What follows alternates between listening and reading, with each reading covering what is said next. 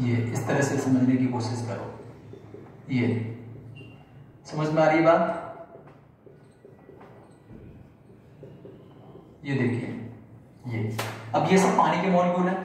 अब यहाँ पे क्या हो रहा होगा, इस पे पॉजिटिव चार्ज, यहाँ भी पॉजिटिव, यहाँ नेगेटिव, यहाँ पॉजिटिव, इधर पॉजिटिव, यहाँ नेगेटिव। ये हाइड्रोजन सब पॉजिटिव, ऑक्सीजन नेगेटिव। ठीक है बच्चों, ये देखो, ये नेगेटिव पॉजिटिव पॉजिटिव, ये सिचुएशन बन रही होगी। और आपका जो Na है वो कैसा है, वो पॉजिटिव है।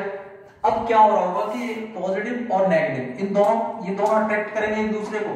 सोडियम पॉजिटिव है, ऑक्सीजन नेगेटिव है, तो ये दोनों एक दूसरे को अट्रैक्ट करेंगे बच्चों, पक्का करेंगे, कंफर्म, ये एक दूसरे को अट्रैक्ट करेंगे यहाँ पे। तो देखो क्या होगा, इनके बीच में एक फोर्स ऑफ अट्रैक्शन जनरेट होगा। ये देखो, एक फोर्स ऑफ अट्रैक्शन जनरेट होगा इनके बीच में। ये देखो, अब देखो सोडियम क्या है, सोडियम एक आयंस है या नहीं है, ये आयंस है सोडियम। और ये मॉलिक्यूल क्या है, पूरा पोलर मॉलिक्यूल। अब ये जो इनके बीच में क्या हो गया, एक फोर्स ऑफ अट्रैक्शन जनरेट हुआ, FOA, यानी फोर्स ऑफ अट्रैक्शन। ठीक है, अब देखो सोडियम एक आयन है और ये पूरा वाटर क्या है आपका, पूरा पोलर मॉलिक्यूल। तो इनके बीच में क्या हुआ, एक फोर्स ऑफ अट्रैक्शन जनरेट हुआ। इसी फोर्स ऑफ अट्रैक्शन को हम क्या बोलेंगे, इंटरमॉलिक्यूलर फोर्स। और किसकी वजह से ये इंटरेक्शन हुआ, आयन डाइपोल इंटरेक्शन। अब इसी इंटरेक्शन को हम क्या बोलेंगे, आयन डाइपोल इंटरेक्शन। यानी एक तो आयन है और दूसरा क्या है, पोलर मॉलिक्यूल, और दोनों के बीच में यहाँ पे क्या हो गया, एक इंटरेक्शन जनरेट हुआ, एक फोर्स ऑफ अट्रैक्शन जनरेट हो गया। समझ में आ रही है बात? अब देखो सेम चीज हम क्लोरीन के लिए देखते हैं। क्लोरीन में क्या हो रहा होगा, अब क्लोरीन का कौन सा पार्ट कनेक्ट होगा वाटर से, यानी वाटर का कौन सा पार्ट क्लोरीन को कनेक्ट करेगा। आप खुद ही समझ गए होंगे कि यहाँ पे कौन करने वाला है, यहाँ पे हाइड्रोजन करेगा बच्चों।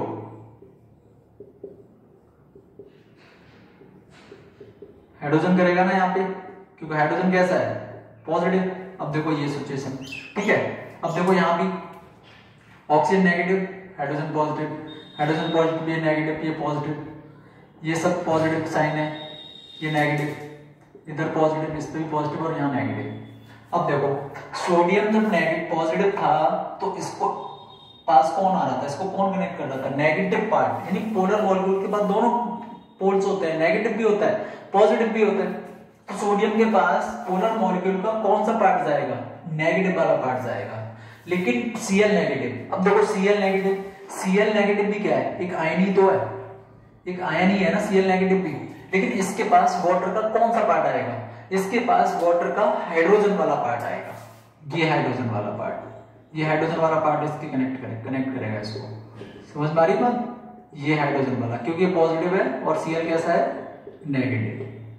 ये देखो ये, तो देखो यहाँ पे क्या हुआ, अब देखो यहाँ पे क्या हुआ, एक फोर्स ऑफ अट्रैक्शन जनरेट हुआ, यहाँ पे फोर्स ऑफ अट्रैक्शन यहाँ पे जनरेट हुआ इन दोनों के बीच में। समझ रहे हो? अब यहाँ पे Cl नेगेटिव है, ये H पॉजिटिव है, इनके बीच में क्या हुआ, एक फोर्स ऑफ अट्रैक्शन जनरेट हुआ। तो इसी फोर्स ऑफ अट्रैक्शन, यानी फोर्स ऑफ अट्रैक्शन क्या है, या फिर हम क्या कह सकते हैं, इंटरेक्शन कह सकते हैं। ठीक है ना, इंटरेक्शन। अब एक इंटरेक्शन बन गया यहाँ पे, इसी इंटरेक्शन को क्या बोलते हैं बच्चों, आयन डाइपोल इंटरेक्शन। क्लियर होगी बात? अब देखो एक क्या है आपका आयन और दूसरा क्या है, ये पूरा क्या है आपका पोलर मॉलिक्यूल, ये पूरा क्या है आपका पोलर मॉलिक्यूल, और ये क्या है आपका एक आयन। अब इन दोनों के बीच में क्या होगा, एक फोर्स ऑफ अट्रैक्शन जनरेट हुआ, इसी को हम बोलते हैं आयन डाइपोल इंटरेक्शन। समझ में आ गई बात? क्लियर? और बाकी इसी को, और इसी इंटरेक्शन को हम क्या बोलेंगे, इंटरमॉलिक्यूलर फोर्स, जो मॉलिक्यूल्स के बीच में लग रहा है। ठीक है ना? तो दो रीजन हमारे क्लियर हो गए इंटरमॉलिक्यूलर फोर्स अराइज होने के। पहला रीजन डाइपोल डाइपोल इंटरेक्शन, दूसरा reason ion dipole interaction. Clear? अब देखो एक और मजेदार बात यहाँ पे, अगर कभी कभी आपसे मान लो पूछ लिया जाए, मैं तब लिख देता हूं, कभी कभी आपसे पूछ लिया जाए कि सॉल्वेशन क्या होता है, सॉल्वेशन क्या होता है, solvation process, what is the solvation process. तो अब क्या आंसर करोगे, कहोगे सर ये क्या नई चीज आ गई। एक्चुअल में नया कुछ नहीं है। अब देखो समझो यहाँ पे सॉल्वेशन, ये जो प्रोसेस हो रहे हैं ना, सॉल्वेशन का मतलब होता है सॉल्वेंट से, यानी यहाँ पे सॉल्वेंट कौन है, वाटर सॉल्वेंट है यहाँ पे। समझो वाटर क्या है यहाँ पे, सॉल्वेंट। तो सॉल्वेंट जब किसी आयन से कनेक्ट होता है, उस प्रोसेस को बोलते हैं सॉल्वेशन। समझ में आ गया? अब देखो यहाँ पे इस आयन से कौन कनेक्ट हो रहा है? पानी तो कनेक्ट हो रहा है। यहाँ भी इस आयन से कौन कनेक्ट हो रहा है? पानी कनेक्ट हो रहा है, यानी वाटर कनेक्ट हो रहा है। यहाँ भी वाटर कनेक्ट हो रहा है। तो इस प्रोसेस को ही क्या बोलेंगे बच्चों? इस प्रोसेस को हम बोलेंगे सॉल्वेशन प्रोसेस। समझ में आ रही है बात? कोई भी सॉल्वेंट जब किसी आयन से कनेक्ट होता है और उसके साथ बॉन्डिंग करता है तो उसी प्रोसेस को हम बोलते हैं सॉल्वेशन प्रोसेस। क्लियर? अब देखो, अब एक और चीज होती है जिसको बोलते हैं हाइड्रेशन। हाइड्रेशन, अब ये हाइड्रेशन क्या होता है? अब हाइड्रेशन का भी सीधा सा मतलब वही है, सॉल्वेशन को ही हाइड्रेशन कहते हैं। हाइड्रेशन का मतलब क्या होता है? Add of water. सिंपल भाषा में हाइड्रेशन का मतलब क्या होता है? सिंपल भाषा में हाइड्रेशन का मतलब होता है ऐड ऑफ वाटर। तो यहाँ पे क्या हो रहा है? वाटर ऐड ही तो हो रहा है, कनेक्ट हो रहा है ना वाटर। देखो यहाँ भी या फिर यहाँ भी सब जगह क्या हो रहा है? वाटर कनेक्ट हो रहा है। तो इसी को क्या बोलते हैं? सॉल्वेशन। और सॉल्वेशन का मतलब ही क्या होता है? हाइड्रेशन। तो दोनों बात का मतलब तो एक ही है, चाहे हम उसको सॉल्वेशन कहें चाहे हम उसको हाइड्रेशन कहें, बात तो दोनों का सेम ही है मतलब। ठीक है, तो ये कंप्लीट हो गया बच्चों आपका आयन डाइपोल इंटरेक्शन। ठीक, आयन डाइपोल इंटरेक्शन आपका बिल्कुल क्लियर हो चुका है, कोई डाउट नहीं होना चाहिए यहाँ पे। आई एम श्योर सबको अच्छे से। ओके, एक बार इसका स्क्रीनशॉट लो, उसके बाद थर्ड रीजन की तरफ चलते हैं।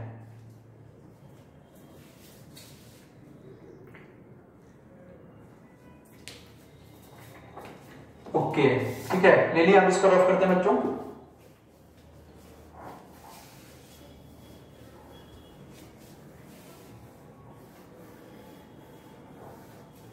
अब देखो तीसरा आपका रीजन कौन सा है?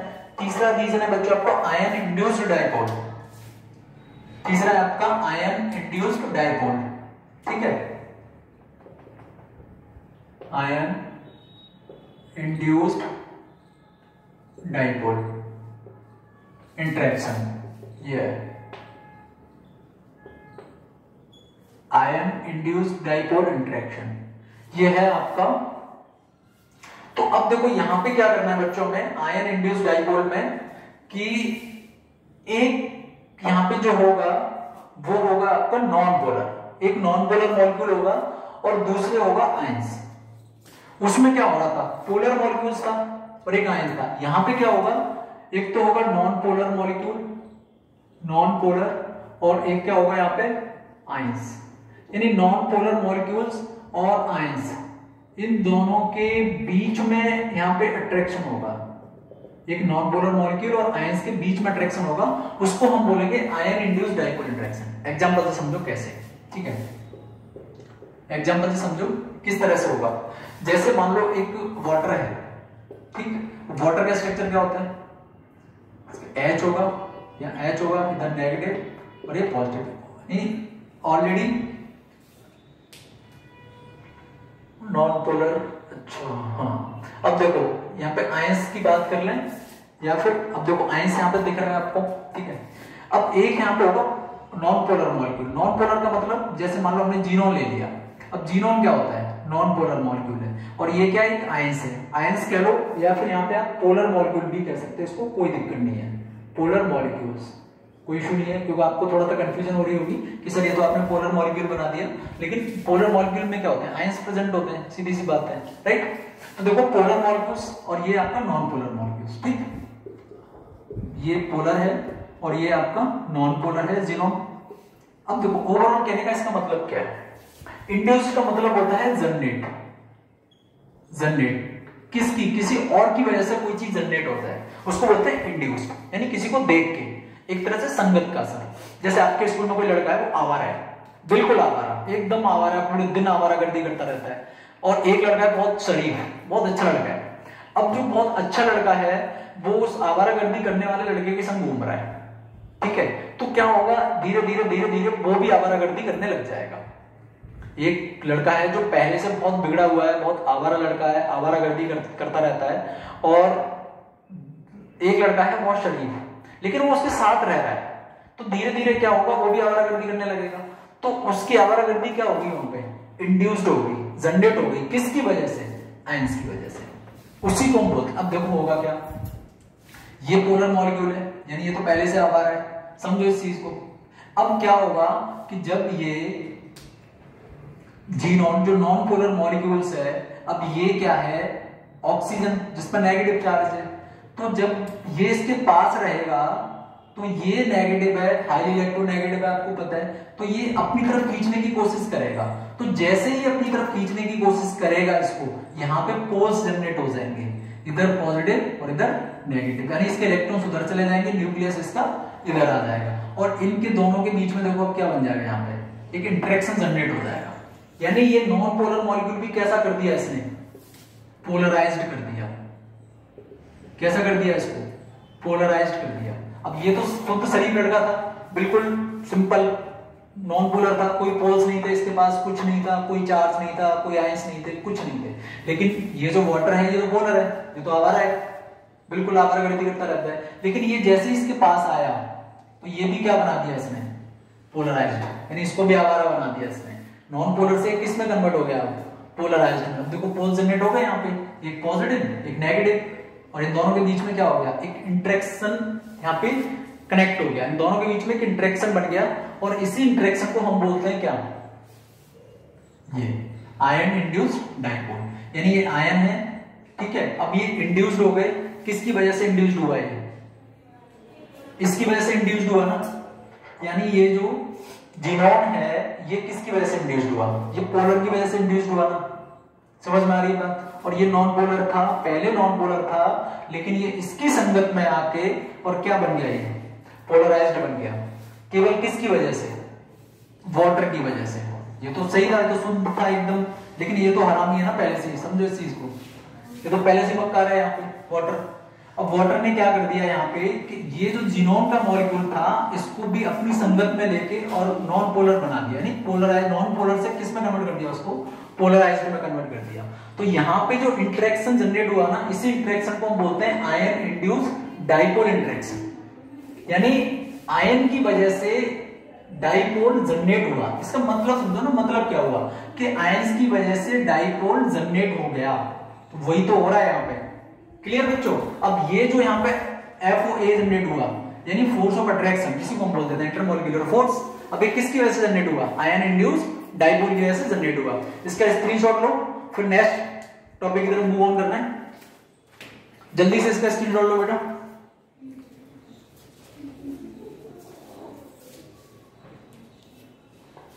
ओके, अब एक लास्ट और रीजन देखते हैं इसका। लास्ट रीजन डिस्पर्जन फोर्स, ठीक।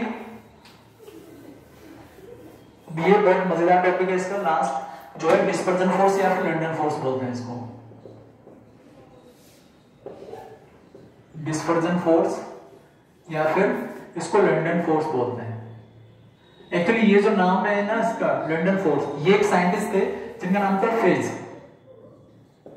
फिट्ज लंडन, इन्होंने दिया था ये, इसलिए इसको लंडन फोर्स बोलते हैं। साइंटिस्ट थे फिट्ज लंडन, ठीक है। अब समझो, अब इसकी ना बहुत मजेदार चीजें हैं डिस्पर्जन फोर्स की। एक्चुअली मैं इसका स्टेटमेंट ले लेता हूं कि this force present among non polar, this force present among non polar atoms and molecules. ये चीज समझो। और एक और स्टेटमेंट है इसकी, ये बहुत ना वीकेस्ट फोर्स होता है, बहुत ज्यादा वीक होता है ये, वीकेस्ट फोर्स। अब इसका मतलब समझो, this force present among non polar. मैं पहले ही बता चुका था कि जो लंडन फोर्स होता है, जो डिस्पर्जन फोर्स होता है, वो नॉन पोलर मॉलिक्यूल्स के बीच में जनरेट होता है। नॉन पोलर मतलब जिनमें कोई पोल्स नहीं होते, कोई चार्ज नहीं होता, उनके बीच में। अब देखो यहाँ पे दो तीन बातें ना बड़ा परेशान कर रही है। जो फिट्ज लंडन था, इसकी ये स्टेटमेंट थी, ये बोल रहा है यहाँ पे जो डिस्पर्जन फोर्स है कि ये नॉन पोलर के बीच में लगता है, ठीक है, मान लिए बात, नॉन पोलर के बीच में लगता है। लेकिन नॉन पोलर का मतलब हो गया कि उनके बीच में जो फोर्स ऑफ अट्रैक्शन है वो बिल्कुल नहीं है। ये तो होता ही नहीं है, फोर्स ऑफ अट्रैक्शन तो बिल्कुल नहीं होता भाई। जो नॉन पोलर जो मॉलिक्यूल होते हैं उनमें कभी भी कोई पोल्स होता है, नहीं होता, कोई भी पोल्स नहीं होता। तो उनके बीच में फोर्स ऑफ अट्रैक्शन होगा, बिल्कुल भी नहीं होगा। तो वो कौन सी स्टेट में एग्जिस्ट करेंगे, जरा सोच के देखो। वो एग्जिस्ट करेंगे गैस स्टेट में, कंफर्म, क्योंकि फोर्स ऑफ अट्रैक्शन किस में नहीं होता, सॉलिड में होता है, लिक्विड में होता है। तो उनको एग्जिस्ट कहां करना चाहिए, गैस स्टेट में एग्जिस्ट करना चाहिए। ठीक है, क्योंकि नॉन पोलर। अब बात ये आती है कि इनके बीच में जो फोर्स ऑफ अट्रैक्शन आ कहां से गया। जो नॉन पोलर हैं उनमें कोई पोल्स नहीं होता, कोई भी चार्ज नहीं होते, तो उनके पास फिर ये फोर्स ऑफ अट्रैक्शन जनरेट कहां से हुआ, कहां से आया ये फोर्स ऑफ अट्रैक्शन, यही तो समझनी है। अब जैसे एग्जांपल के तौर पर मैं आपको बताऊं कि यहाँ पे सबसे एग्जांपल होता है C6H6 और ये होता है CCl4। अब ये बेंजीन जो होता है, बेंजीन के पास कोई भी आपका जो बेंजीन है, बंद होना चाहिए, ठीक है ना।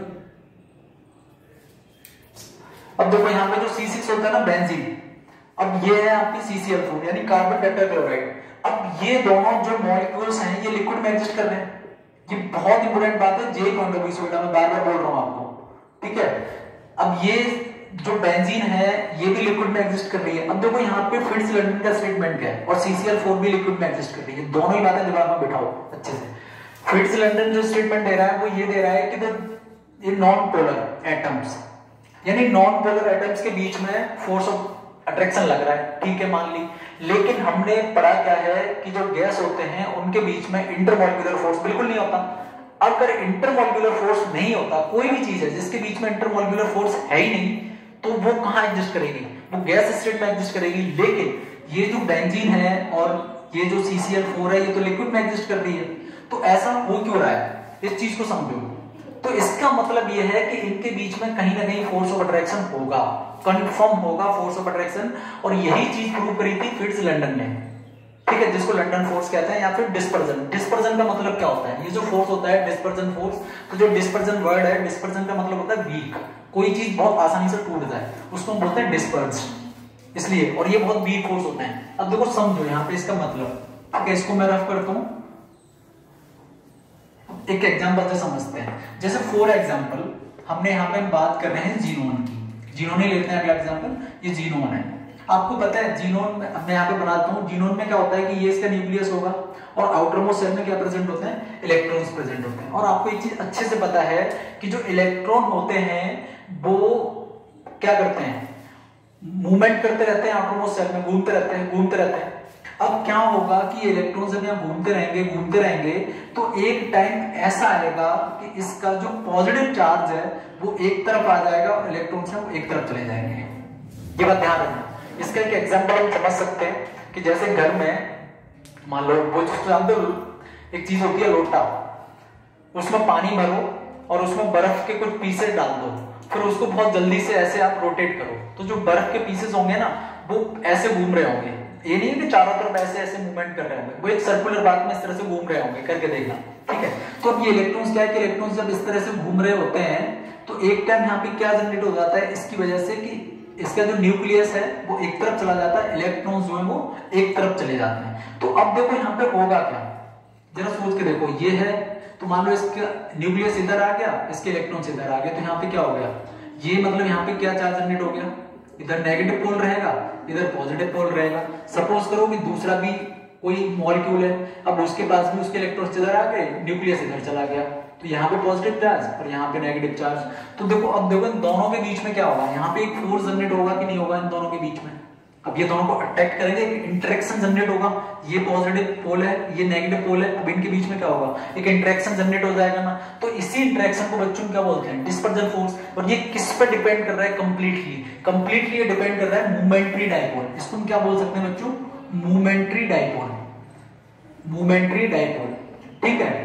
अब एक चीज, अब लेकिन इसको वीक फोर्स क्यों कह रहे हैं, क्योंकि जरा खुद सोच के देखो, ये किसी दूसरे मॉलिक्यूल की वजह से जनरेट नहीं हो रहा, ये सेल्फ इलेक्ट्रॉन मूवमेंट की वजह से जनरेट हो रहा है। इलेक्ट्रॉन जब रेगुलर मूवमेंट कर रहे हैं तो वहां पे क्या हो रहा है कि एक चीज एक तरफ हो रही है, यानी न्यूक्लियस एक तरफ जा रहा है और इलेक्ट्रॉन से एक तरफ जा रहे हैं। अब ये तो कभी भी जब ये मूवमेंट करेगा तो नेगेटिव की तरह आ सकता है, तो ये टूट जाएगा। ये तो बहुत ही वीक फोर्स होता है, बहुत ज्यादा वीक फोर्स होता है, ठीक है। और यही बात जो साइंटिस्ट था फिट्स लंडन, उसने यही चीज बताई थी। अब एक्चुअल में जीनोन का मॉलिक्यूल कैसा होता है, नॉन पोलर होता है ना, लेकिन उसके बावजूद भी देखो इसमें क्या है, पोल्स जनरेट हो गए, यानी फोर्स है इसके बीच में। तो यही रीजन है कि जो बेंजीन है C6H6 वो लिक्विड में एग्जिस्ट करती है और आपका जो CCl4 है वो भी लिक्विड में एग्जिस्ट करता है। बच्चों ये क्वेश्चन 2015 नीट में आया हुआ है, रट्टा मार लो इस क्वेश्चन को, मैं बार बार कह रहा हूं आपको, ठीक है, C6H6 और CCl4। ये क्वेश्चन सीधा सीधा पूछा गया है कि C6H4 लिक्विड में क्यों एग्जिस्ट करता है और ये एग्जिस्ट क्यों करता है जबकि पोलर मॉलिक्यूल है। तो यही रीजन है इसका मोमेंटरी डाइपोल की वजह से। ये दोनों कंपाउंड ऐसे हैं जो लिक्विड में एग्जिस्ट करते हैं जबकि इनको गैस में एग्जिस्ट करना चाहिए। और यही कंसेप्ट किसने क्लियर करा था? फिट्ज लैंडर ने क्लियर करा था। समझ में आ रही है बात यहाँ पे? क्लियर हो गया?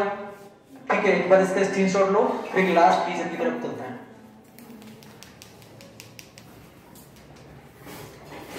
ओके,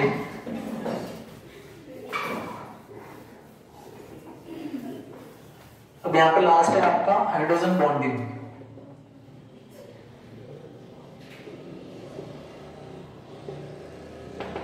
हाइड्रोजन बॉन्डिंग तो बहुत सिंपल सा टॉपिक है। आपको इसमें 3 एलिमेंट याद रखने हैं, फ्लोरीन, ऑक्सीजन और नाइट्रोजन। यानी हाइड्रोजन इन तीनों के साथ जब बॉन्डिंग करेगी तो उनके बीच में जो फोर्स इंटरेक्शन जनरेट होगा उसी को बोलते हैं हाइड्रोजन बॉन्डिंग। ठीक है, जैसे एग्जांपल के तौर पर हम H2 ले सकते हैं, सबसे बेस्ट एग्जांपल है। HF हो सकता है, HNO3 भी हो सकता है इसका एग्जांपल।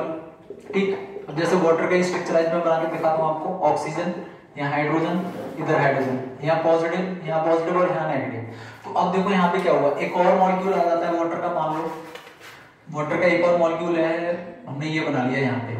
अब इसका ये हाइड्रोजन होगा, इधर इसका हाइड्रोजन होगा, यहाँ नेगेटिव, यहाँ पॉजिटिव, यहाँ पॉजिटिव। अब जरा देखो, एक ये मॉलिक्यूल है वाटर का, एक ये मॉलिक्यूल है। अब इस पर नेगेटिव चार्ज है, इस पर पॉजिटिव चार्ज है, तो इनके बीच में यहाँ पे क्या होगा, एक इंटरेक्शन जनरेट होगा, यानी FOA जनरेट होगा, फोर्स ऑफ अट्रैक्शन।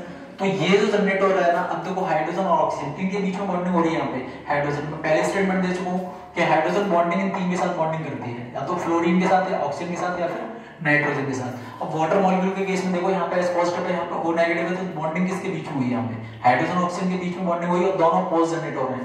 तो ये जो FOA जनरेट हो गया, इसी को हम बोलते हैं हाइड्रोजन बॉन्डिंग। और हाइड्रोजन बॉन्डिंग को फिर क्या बोलेंगे, इंटरमॉलिक्यूलर फोर्स। क्लियर हो गया? अब ये क्वेश्चन यहां से कभी नहीं पूछा जाएगा। क्वेश्चन कहां से पूछा जाएगा वो चीज समझो। क्वेश्चन पूछा जाएगा बॉन्डिंग के बेसिस पे, बॉइलिंग पॉइंट के बेसिस पे, कि वाटर का जो बॉइलिंग पॉइंट होता है वो कितना होता है, 100 डिग्री सेल्सियस होता है। ये सबको पता है, बच्चे को पता है कि वाटर का जो बॉइलिंग पॉइंट होता है वो 100 डिग्री सेल्सियस होता है। बट क्यों? क्वेश्चन ये आता है कि वाटर का जो 100 डिग्री बॉइलिंग पॉइंट होता है वो क्यों होता है 100। तो यहां पे आपको आंसर करना है due to hydrogen bonding. Due to hydrogen bonding, क्योंकि पानी के अंदर जब आप पानी को बॉईल कर रहे हो, मान लो आप 10 ml वाटर को भी बॉईल कर रहे हो, तो 10 ml के अंदर कोई एक H2 तो होगा नहीं, यानी कितने H2 होंगे, और सबकी बॉन्डिंग क्या होगी, ऐसी। आपको एक चीज मैं क्लियर कर दूं, जितने भी हाइड्रोजन बॉन्डेड कंपाउंड होते हैं उन सबके जो बॉइलिंग पॉइंट होते हैं वो ऑलवेज हाई होते हैं। ध्यान रखना ये बात, जितने भी हाइड्रोजन बॉन्डेड कंपाउंड होंगे उनके जो बॉइलिंग पॉइंट होंगे वो हमेशा हाई होंगे। क्यों होंगे? क्योंकि ये जो बॉन्डिंग होती है ना, ये बहुत स्ट्रॉन्ग बॉन्डिंग होती है, बहुत ही ज्यादा स्ट्रॉन्ग बॉन्डिंग होती है। तो इस बॉन्ड को ब्रेक करने के लिए हमें बहुत ज्यादा टेम्परेचर देना पड़ता है। कोई भी चीज जितनी स्ट्रॉन्ग होगी उसको जब ब्रेक करेंगे तो उतना ही ज्यादा टेम्परेचर देना पड़ेगा। तो जितने भी हाइड्रोजन बॉन्डेड कंपाउंड होते हैं उनके बॉइलिंग पॉइंट नेचुरली बहुत हाई होते हैं। क्यों हाई होते हैं? क्योंकि वहां पे हाइड्रोजन बॉन्डिंग होती है, और हाइड्रोजन बॉन्डिंग जो है बहुत ज्यादा स्ट्रॉन्ग बॉन्डिंग होती है। क्लियर बच्चों? एक बार इसका भी स्क्रीनशॉट ले लो। ओके, अब देखो आपका इंटरमॉलिक्यूलर फोर्स ऑफ अट्रैक्शन हो गया, क्लासिफिकेशन क्लियर हो गया, ट्रिपल पॉइंट क्लियर हो गया। ट्रिपल पॉइंट बहुत इंपॉर्टेंट टॉपिक है, ट्रिपल पॉइंट। अब एक छोटा सा टॉपिक मैं नेक्स्ट वीडियो में हमें क्या करना है, नेक्स्ट वीडियो में हमें यहाँ पे गैसियस स्टेट के बारे में बात करनी है। अब गैसियस स्टेट का मतलब है कि एक तो हमें गैसियस लॉ पढ़ने हैं, Boyle's law, Charles law, Graham's law, Avogadro law, Gay Lussac law. ठीक है, ये सारे लॉ पढ़ेंगे। इसके बाद इनको जब कंबाइंड करेंगे तो हमें एक इक्वेशन मिलेगी जिसको हम बोलते हैं आइडियल गैस इक्वेशन। कंबाइंड करके एक आइडियल गैस इक्वेशन हमें मिल जाएगी। ठीक है, जो कि PV = nRT होती है। वो सब नेक्स्ट वीडियो में कंफर्म करेंगे। ठीक है, अब थोड़ा सा आपको ये समझना है, यहाँ पे एक होती है रियल गैस और एक होती है आइडियल गैस। ये एक्चुअल में क्या होती है? आइडियल गैस के बारे में हमें समझना है। रियल गैस तो देखो जो रियल है वो रियल है, लेकिन आइडियल गैस का कंसेप्ट क्या होता है? आइडियल गैस का मतलब होता है हाइपोथेटिकल। हाइपोथेटिकल, अब ये हाइपोथेटिकल का मतलब क्या है? हाइपोथेटिकल, जितनी भी आइडियल गैस होती है वो सारी हाइपोथेटिकल होती है। मोस्ट ऑफ द टीचर्स आपको आइडियल गैस के लिए ये बताएंगे कि जो गैस रॉड्स लॉ को फॉलो करती है वो आइडियल गैस होती है, बट नहीं होता है ऐसा। रॉड्स लॉ तो मतलब ही नहीं है, हमें क्या पता रॉड्स लॉ क्या है, क्या फॉलो करेगी। बट हाइपोथेटिकल होती हैं, ये बात दिमाग में रखो। आइडियल गैस जितनी होती है वो हाइपोथेटिकल होती है। हाइपोथेटिकल का मतलब होता है इमेजिन करना, यानी एक्चुअल में ये होती नहीं है बट हम इमेजिन करते हैं कि है, लेकिन होती नहीं है ये। आइडियल गैस हाइपोथेटिकल होती है, और हाइपोथेटिकल का मतलब होता है इमेजिन करना, किसी भी चीज को हम इमेजिन कर रहे हैं, होती नहीं है बट करते हैं, ठीक है, तो वो आइडियल गैस। ये पढ़ेंगे इस चैप्टर में आगे। अब नेक्स्ट वीडियो में ये सारी चीजें मैं आपकी क्लियर करूंगा, चारों लॉ और एक ideal gas equation PV = NIRT। Okay, तब तक के लिए bye bye, take care, okay, wish you all the best, keep doing hard work, okay.